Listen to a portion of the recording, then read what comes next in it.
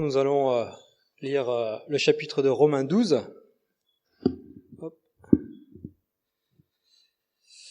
Juste avant de le lire, je vais remettre le contexte au niveau de l'écriture de ce passage. C'est Romain qui l'a écrit aux chrétiens de Rome, c'est pour ça que ça s'appelle Romain. Et Paul, il l'a écrit au cours de son 3e voyage missionnaire. On sait que Paul a fait 4 voyages missionnaires. Il voulait aller à Rome, il était à chaque fois empêché, il pouvait pas y aller. Il a eu plusieurs empêchements, et en fait, il a décidé, quand il a passé 3 mois à Corinthe, d'écrire la lettre aux Romains. Et en fait, dans cette lettre, je trouve que c'est assez dense, il y a beaucoup d'enseignements dans la lettre aux Romains. Et avant d'arriver au chapitre 12, en fait, Paul parle de l'universalité du péché, le besoin de la justice de Dieu. Il fait aussi la différence entre la grâce et le péché, la loi et le péché, l'action du Saint-Esprit, les effets de l'amour. Et puis il parle au chapitre 11, le fait que nous sommes élus par grâce. Et il termine avec ces versets que je vais prendre. « Car Dieu a enfermé tous les humains dans la désobéissance, afin de leur montrer à tous sa compassion. Que la richesse de Dieu est immense, que sa sagesse et sa connaissance sont profondes. Qui pourrait expliquer ses décisions? Qui pourrait comprendre ses plans? Comme le déclare l'Écriture, qui connaît la pensée du Seigneur? Qui peut être son conseiller? Qui a pu le premier lui donner quelque chose pour recevoir de lui un paiement en retour?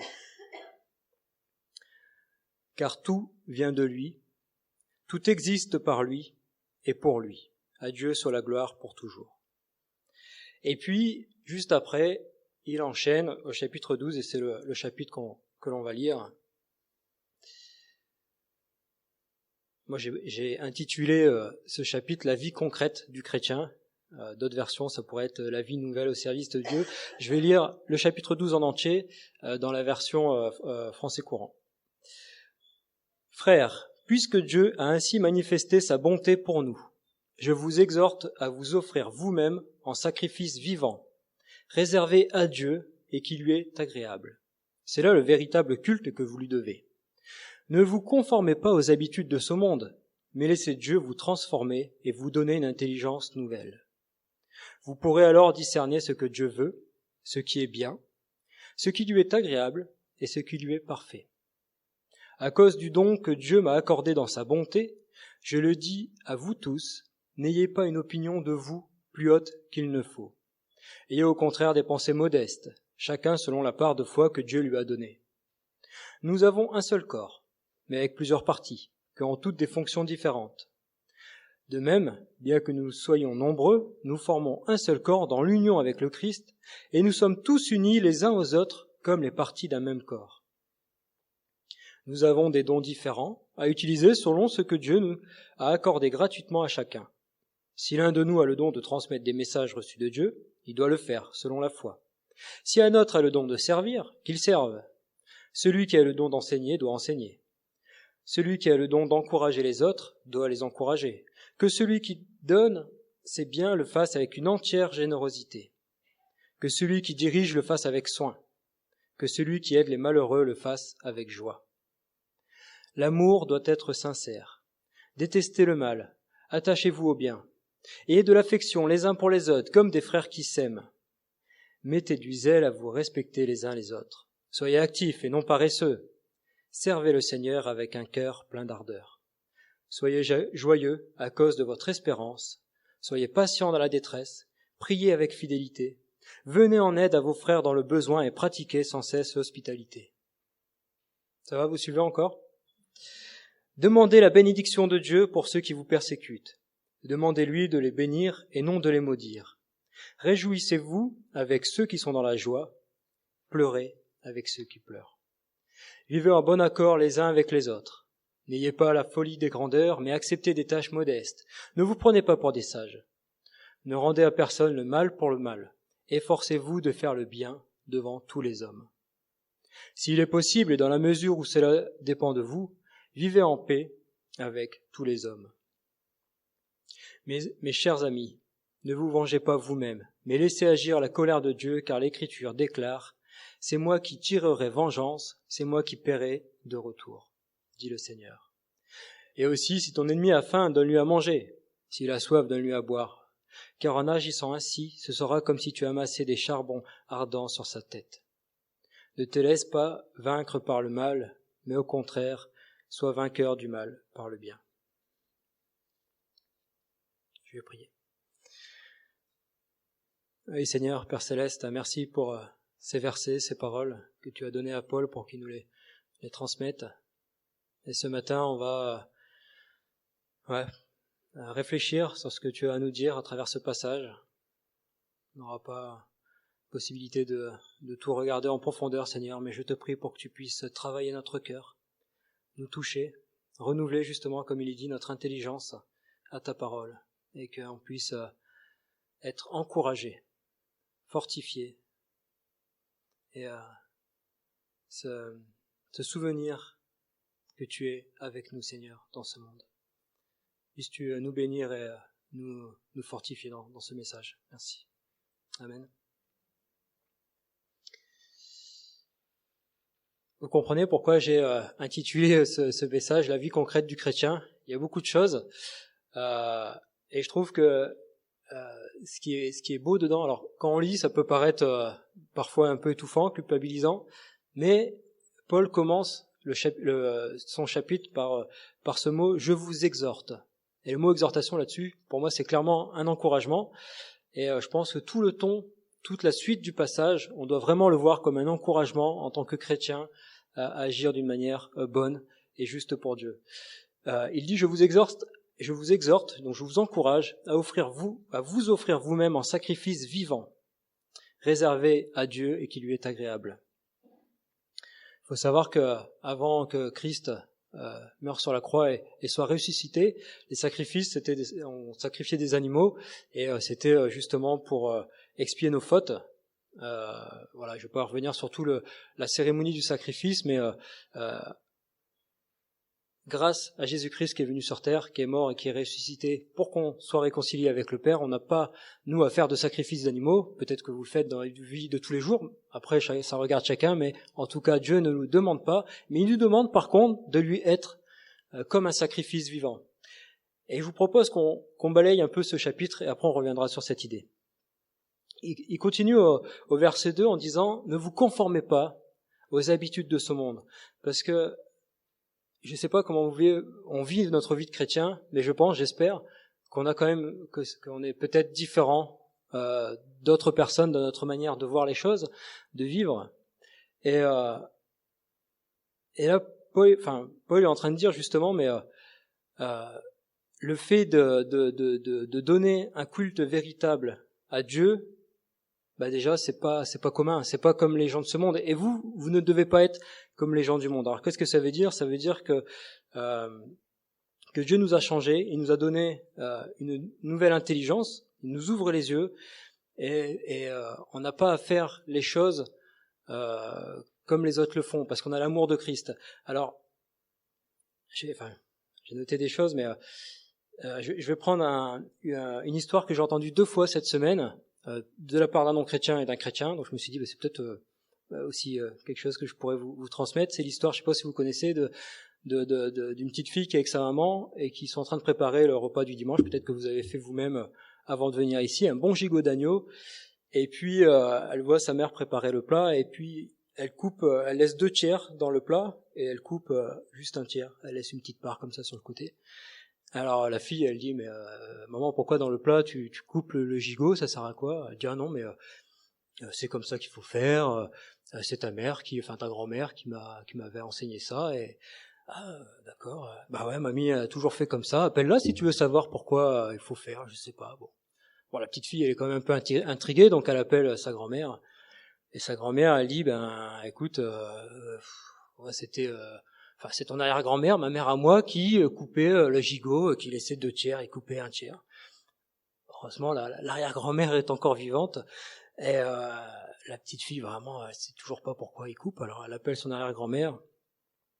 Et son arrière-grand-mère, elle dit, ah bah oui, nous, à l'époque, les fours étaient plus petits et il fallait toujours couper un morceau et on mettait dans 2 plats différents. Mais en tout cas, la tradition a continué et peut-être que nous aussi, en tant que chrétiens, on fait les choses par habitude, parce que c'est comme ça, parce qu'on a vu nos parents, on a vu un tel, et c'est des choses qu'on fait, quoi, tout simplement. On suit le mouvement. Et là, quand il nous dit « Laissez-vous transformer », et Dieu vous donnera une nouvelle intelligence, il vous renouvellera l'intelligence. Et je pense que c'est peut-être déjà la base dans notre foi, on va voir après tout ce qui va en découler, mais de nous remettre constamment aux pieds de Christ, et qu'on puisse lui demander de nous renouveler notre intelligence. Pourquoi est-ce qu'on fait les choses? Et on va voir que les versets qui suivent, beaucoup de choses quand même, hein. C'est pas toujours évident, mais pourquoi est-ce qu'on fait ces choses-là? Et là, justement, Paul nous dit au verset 2, « Ne vous conformez pas aux habitudes de ce monde, parce qu'on fait comme ça, parce que ci, parce que ça, mais laissez-vous transformer et vous donner une intelligence, mais laissez Dieu vous transformer et vous donner une intelligence nouvelle. Vous pourrez alors discerner ce que Dieu veut, ce qui est bien, ce qui lui est agréable et ce qui est parfait. » Quand on continue, juste après, Paul parle de la différence, et je trouve ça bien que tu en aies parlé aussi, Florence, au niveau de l'Église, qu'on est un seul corps, et enfin, l'Église est comme un corps où il y a plusieurs membres, où chacun a un peu son utilité, enfin pas un peu, complètement. Et je pensais à ça tout à l'heure, justement, quand il y a eu la présidence et par rapport au message, que moi, par exemple, je suis incapable de passer les diapos comme fait Salomé pendant que je suis en train de parler. Et je suis peut-être là en train de vous parler, c'est peut-être visible, mais Salomé fait un travail qui pour moi est très important, et j'espère pour vous aussi vous apporte une fluidité dans le message. Et Paul, il est en train de dire ça, il est en train de dire, mais on a tous des dons différents, et vous tous, quand je dis tous, c'est vous tous qui êtes assis, debout, les musiciens, les enfants, etc. Et il nous invite, il nous appelle à les mettre au service de Christ. Alors c'est intéressant de réfléchir aussi à quels peuvent être nos dons. Moi, je me souviens que au groupe de jeunes, on faisait des feuilles où on remplissait mon caractère, je suis plutôt comme ça, là où je suis à l'aise, où je suis peu à l'aise, etc. Et puis tiens, j'ai peut-être ce don-là au final. J'ai peut-être rien. Non, c'est jamais arrivé, justement. Chacun a quelque chose, et il nous invite justement par ces quelques versets à réfléchir à quelle peut être notre place dans l'Église. Et mon ancien pasteur à Arras, il disait une place pour chacun dans l'Église, et chacun à sa place. Et je trouve ça beau, et je vous invite aussi ce matin à réfléchir quelle est notre place, et qu'on puisse le faire, peu importe notre don, notre mission dans l'Église, qu'on puisse le faire de tout notre cœur et avec zèle. Il nous dit, quelques exemples, celui qui a un don de servir, qu'il serve, qu'il le fasse, et qu'il le fasse bien, quoi. Celui qui a le don d'enseigner, qu'il enseigne, celui qui a le don d'encourager, qu'il encourage. Peut-être vous vous sentez sans don, je sais pas, franchement c'est un exemple qui vient comme ça, mais peut-être que d'appeler un tel pour prendre des nouvelles, ça c'est votre don. Moi je serais incapable je ai vraiment du mal avec ça. Donc vous voyez ce que je veux dire, chacun a des dons différents, mais qui peuvent être mis au service de Dieu. Et c'est ce que Paul nous invite à le faire dans ces versets. Dans 1 Corinthiens 12, versets 20 à 26, justement qui avait été cité tout à l'heure, je vous le lis. Ça c'est juste pour dire que chacun a une place. En fait, il y a plusieurs parties et un seul corps. Donc c'est la comparaison entre le corps et l'Église. L'œil ne peut pas dire à la main « je n'ai pas besoin de toi ». Et la tête ne peut pas dire non plus aux pieds « je n'ai pas besoin de vous ». Bien plus, les parties du corps qui paraissent les plus faibles sont indispensables. Celles que nous estimons le moins, nous les entourons de plus de soins que les autres.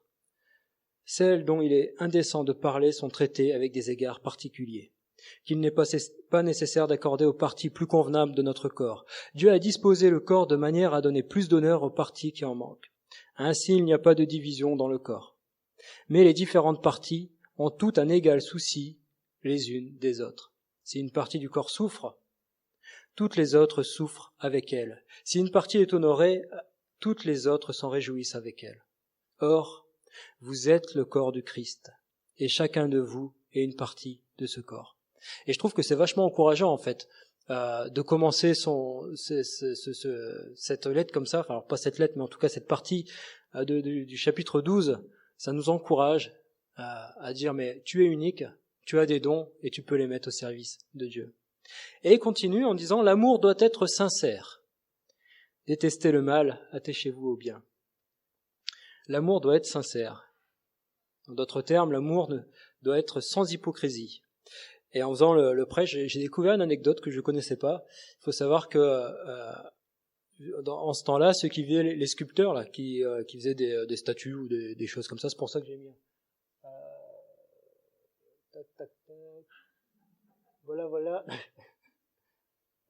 Il y a une petite statue avec un lion, et en fait, il faisait de la sculpture. Et quand il se trompait, quand il ratait, on peut pas remettre la pierre ou faire échappe ou CTRL Z là pour remettre à avant. Alors les sculpteurs ils mettaient un peu de cire. Vous voyez ce que je veux dire? Et en fait la sculpture qui était bien faite, qui était parfaite, c'était une sculpture sans cire. Vous voyez ce que je veux dire? Et là il dit mais l'amour doit être sincère. Alors, j'ai trouvé cette image très belle, j'en parle parce que je pense que ça peut nous mettre un petit moyen mémotechnique pour s'en souvenir. Mais Paul nous invite clairement à ne pas être hypocrites les uns avec les autres et avoir un amour sincère, sans cire. Alors ça veut pas dire qu'on peut tout dire et n'importe comment. Ça veut juste dire que nous sommes appelés à être vrais, à avoir une réelle relation les uns avec les autres dans notre vie quotidienne. Et que ce soit l'amour qui prédomine dans notre relation, l'amour vrai. Et il nous encourage, et la suite de la lettre est complètement dans ce sens-là, il nous encourage avec le verset 10, « Ayez de l'affection les uns pour les autres, comme des frères qui s'aiment. Mettez du zèle à vous respecter les uns les autres. Soyez actifs et non paresseux. » Et là, on arrive sur des versets, je vais développer, mais là, ça y va. Là. Soyez actifs et non paresseux. Servez le Seigneur avec un cœur plein d'ardeur. Soyez joyeux à cause de votre espérance. Soyez patients dans la détresse. Priez avec fidélité. Venez en aide à vos frères dans le besoin et pratiquez sans cesse l'hospitalité.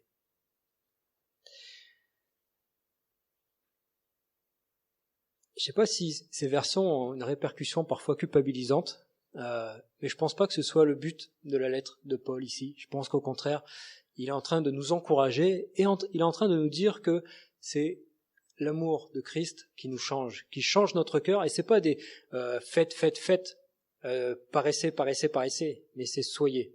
Dans le sens que il est en train de dire, mais si l'amour de Christ vous change réellement, alors vous serez comme ça. Et c'est Christ qui nous aide à être actifs, non paresseux, à le servir avec un cœur plein d'ardeur, à être joyeux à cause de l'expérience, etc. Et j'ai trouvé ça, en fait, ce passage, je l'avais pas toujours vu comme ça. Moi, parfois, ça me, je sais pas si vous voyez ce que je vais dire. On va tenir chapitre 13. Allez, on va parler de l'amour, on va parler des choses un peu plus. Non, c'est parfois, ça fait beaucoup de choses, mais je pense que, en tant que chrétien, la vie qu'on mène sur terre donc est différente dans ce qu'on a lu juste avant avec les non-chrétiens, et c'est parce que le Christ vit en nous. On n'y arrivera pas par nos propres forces à être comme nous venons de lire. Et dans ces temps particuliers, un peu chaotiques, faut bien se l'avouer, du Covid qui commence à durer, on sait plus trop où on va, on sait pas du tout où on va en fait, fait d'incertitude. Par rapport au système financier, par rapport aux entreprises qui vont fermer. Vous voyez ce que je veux dire, c'est quand même très particulier cette situation qu'on vit. On craint peut-être pour notre épargne, pour notre travail, on craint peut-être pour notre famille aussi au niveau santé, on craint peut-être pour notre foi. C'est révélateur aussi de la façon peut-être aussi dans laquelle on vit notre foi. Et de lire ces versets, je me dis mais est-ce que c'est, alors excusez-moi, c'est mes termes à moi, mais est-ce que c'est une grotesque illusion, ce qu'on est en train de lire, ou est-ce que au contraire c'est un magnifique encouragement? Et clairement, moi je le vois comme un magnifique encouragement. On a ce privilège de connaître Dieu, d'avoir accepté Christ dans notre cœur, et on lit que soyez joyeux à cause de votre espérance. On a une espérance. Vous avez une espérance? Je pense, j'espère. On l'a chanté tout à l'heure aussi, l'espérance qu'on a. Et parce que Christ vit en nous, alors soyons joyeux à cause de cette espérance. Soyons patients dans la détresse et prions avec fidélité. Venons en aide à nos frères qui sont dans le besoin et pratiquons l'hospitalité. Christ est mort à la croix pour nous, pour qu'on puisse être sauvés. Il est ressuscité pour qu'on puisse avoir accès auprès du Père, et ça, c'est notre espérance. Ça, c'est notre réconfort.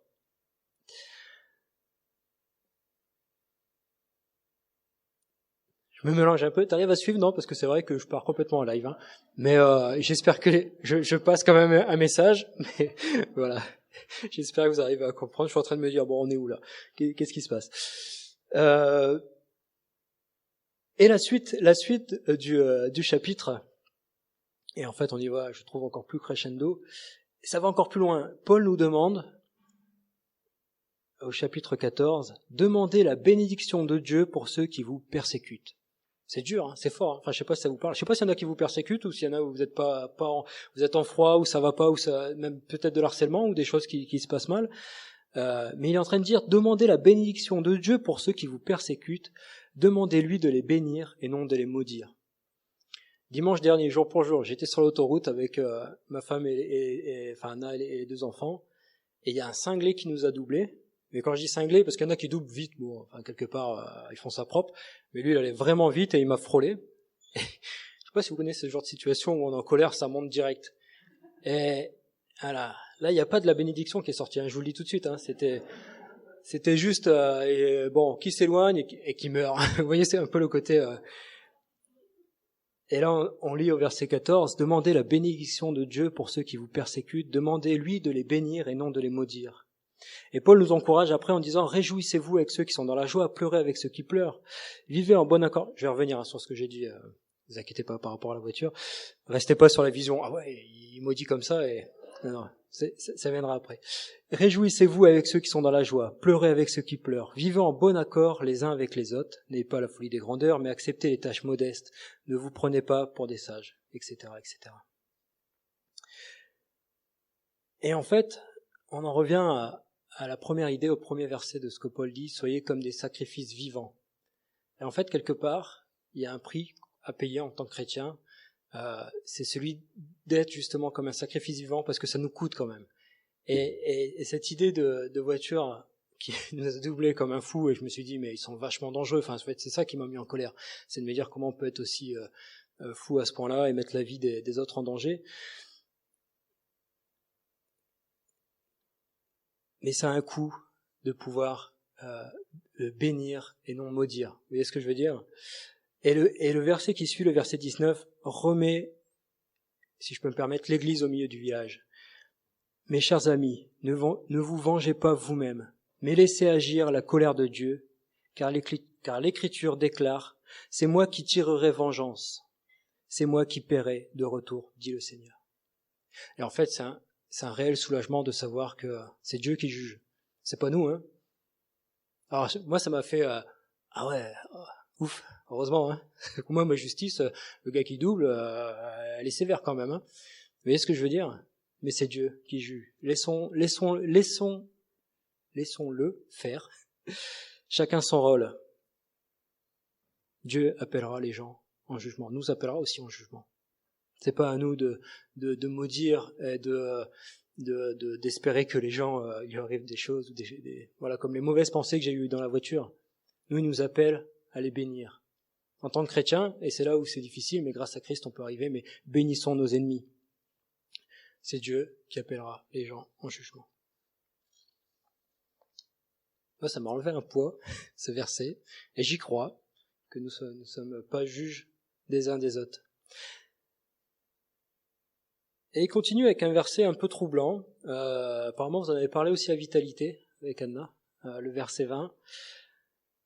Si ton ennemi a faim, alors vous allez voir, ça, faut suivre. Hein. Si ton ennemi a faim, donne-lui à manger. S'il a soif, donne-lui à boire. Car en agissant ainsi, ce sera comme si tu amassais des charbons ardents sur sa tête. Qu'est-ce que ça veut dire ? Qu'est-ce que c'est que cette image de la braise ardente sur sa tête ? Alors, bon, voilà, au premier abord, on pourrait croire que c'est un peu particulier comme formulation. Alors je me suis posé la question, est-ce que c'est pour montrer qu'il est coupable ? Est-ce que c'est pour le bénir ? Alors effectivement, dans mes recherches, j'ai vu qu'il y avait une coutume égyptienne qui en fait, quand la personne avait fait une faute, elle pouvait, si elle le désirait, prendre un récipient, mettre des charbons ardents et marcher comme ça sur la place du village pour montrer qu'elle avait honte et expier ses péchés.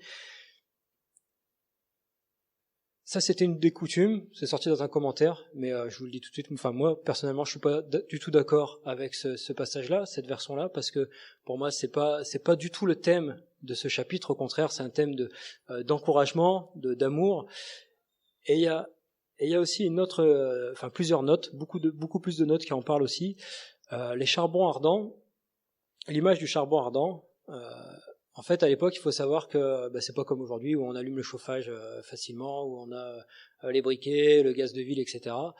Il faut savoir que chaque famille avait un foyer dans la maison, souvent la pièce principale, où il y avait des braises, et puis ils faisaient chauffer la nourriture, ils se chauffaient, etc. Et puis il arrivait que cette braise pendant la nuit s'éteignait. Et le but du jeu, c'était de faire en sorte qu'il y ait toujours quelques braises vivantes pour pas avoir à rallumer le feu. Et si on en manquait, c'était d'aller avec un récipient. Alors sur la tête, souvent on se baladait souvent avec des choses sur la tête, c'était plus facile à transporter, à se faufiler entre les foules, et puis c'était plus simple. Et on allait voir le voisin, même si on était peut-être en froid avec lui, voilà, c'est peut-être ce truc qui ressort, mais en tout cas on lui demandait s'il avait cette gentillesse, cet amour, cette générosité de nous donner des charbons ardents pour qu'on puisse rallumer le feu de notre foyer. Et je pense que cette image parle beaucoup plus dans ce passage. Il faut savoir que Paul, en fait, il cite des versets qui sont dans Proverbe 25, et dans la tournure de sa lettre, à ce moment-là, il est clairement dans l'encouragement et dans l'amour. Il est en train de dire, en gros, si ton ennemi, a faim, donne-lui à manger. S'il a soif, donne-lui à boire. Et puis c'est comme si tu le bénissais, en fait, comme si tu lui faisais des bonnes choses pour lui, comme si tu amassais des charbons ardents sur sa tête pour qu'il puisse rallumer le feu de son foyer. Et certains commentateurs vont encore plus loin en disant peut-être aussi par notre témoignage des gens, les méchants, parce que c'est pas commun quand même de bénir au lieu de maudire, et de faire du bien alors que la personne nous agresse, on va dire. Mais c'est comme si justement elle allait se remettre en question, peut-être s'humilier et aussi changer de conduite. Vous comprenez ce que je veux dire? Merci. Merci. Mais il y a aussi une deuxième image des charbons ardents. Je ne sais pas si vous vous souvenez, dans Ésaïe, quand il se sent impur, l'image de la braise dans la Bible, en tout cas dans cette période-là, c'était... attendez, je l'ai juste noté.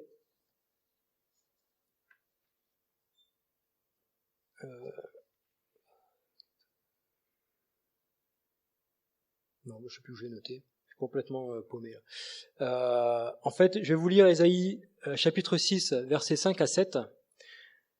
C'est quand Ésaïe se sent impur et il lui dit « Hélas, me voilà condamné au silence, car mes lèvres sont indignes de Dieu, et j'appartiens à un peuple aux lèvres tout aussi indignes de lui. Or j'ai vu de mes yeux le roi, le Seigneur de l'univers.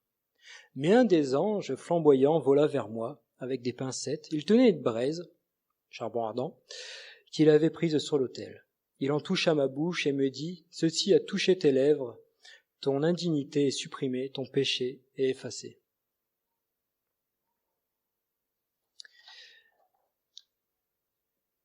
Les charbons ardents dans la Bible sont souvent symboles dynamiques d'un changement d'attitude résultant d'un acte d'amour. Et je pense clairement que dans ce passage, c'est comme ça qu'il faut le comprendre. Et le verset 1 nous confirme, on va dire, cette pensée. Verset 21, « Ne te laisse pas vaincre par le mal, sois au contraire vainqueur du mal par le bien. » Voilà ce que Paul nous invite à faire. Et je vous rappelle, on n'y arrivera que si Christ nous aide, si nous remettons notre vie et si Christ vit en nous.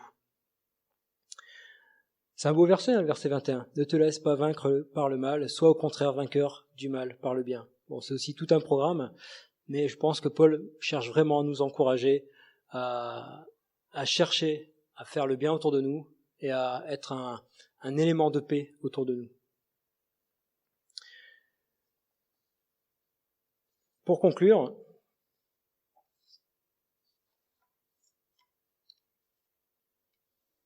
si tu as compris la grandeur de l'amour de Dieu, alors automatiquement tu feras un effort de joie et d'amour envers le Seigneur et les autres. Et je pense qu'on revient à notre chapitre 1 où il dit on sera comme un sacrifice vivant, agréable à Dieu. Que notre service pour Dieu ne soit pas hypocrite, qu'il soit sans cire et sincère. Dans la Bible, il y a Jésus reprochait aux pharisiens d'être des gens qui sont dans les habitudes. On fait ça parce que c'est la loi, etc., sans se remettre parfois en question. Et là, dans cette lettre, il nous invite aussi à chercher le renouvellement de l'intelligence, d'être renouvelés par le Saint-Esprit. Laissons parler notre cœur, soyons zélés et sincères. Et en fait, en somme, qu'on puisse ressembler à Christ. C'est ça les valeurs chrétiennes. Et j'ai pris quelques éléments de Christ. C'est bon. Nickel, parfait. Christ ne s'est pas conformé aux habitudes de ce monde. J'ai mis quelques exemples par rapport tout au chapitre qu'on a lu. Je les ai tirés en mettant Christ devant. Christ a été humble, il a été encourageant. Il a usé d'amour envers les autres, que ce soit ses amis et ses ennemis. Il a servi avec joie, il a apporté son aide, il a mis son don au service des autres, il a été accueillant, il a aidé, il a été joyeux, il a été patient, etc., etc. Toutes ces belles valeurs, je pense qu'on est appelé à lui ressembler, à ce qu'il soit notre modèle. Et c'est vraiment le message de ce matin. Si vous avez une chose à retenir, c'est soyons le modèle de Christ et laissons-le nous transformer et que nous puissions avoir une vie qui rayonne de bénédiction pour les autres, non pas par nos propres forces, mais parce que Dieu nous renouvelle. Je vais finir par la prière. Oui, Seigneur, merci parce que tu nous parles aujourd'hui encore. Merci pour ta parole, merci pour ce chapitre très dense, riche d'enseignements, qui nous encourage. J'espère en tout cas, je prie dans ce sens, Seigneur, que ça nous encourage à te ressembler. Merci parce que on est dépendant de toi, on a besoin de toi, mais tu es fidèle, Seigneur, et tu es là, tu es présent. Et toi seul peux nous aider à avancer, à changer de vie, à ne pas nous conformer à ce monde qui se réfugie peut-être dans l'argent, dans les choses matérielles ou dans des choses un peu ésotériques, Seigneur, mais qu'on puisse avoir comme toi en stabilité, qu'on puisse s'ancrer en toi, Seigneur. Que tu puisses nous parler, renouveler notre intelligence, nos pensées, notre vie, Seigneur, et qu'on puisse être un témoin de paix et d'amour autour de nous, grâce à toi. Et qu'ainsi, Seigneur, tu puisses aussi toucher les gens qui ne croient pas en toi.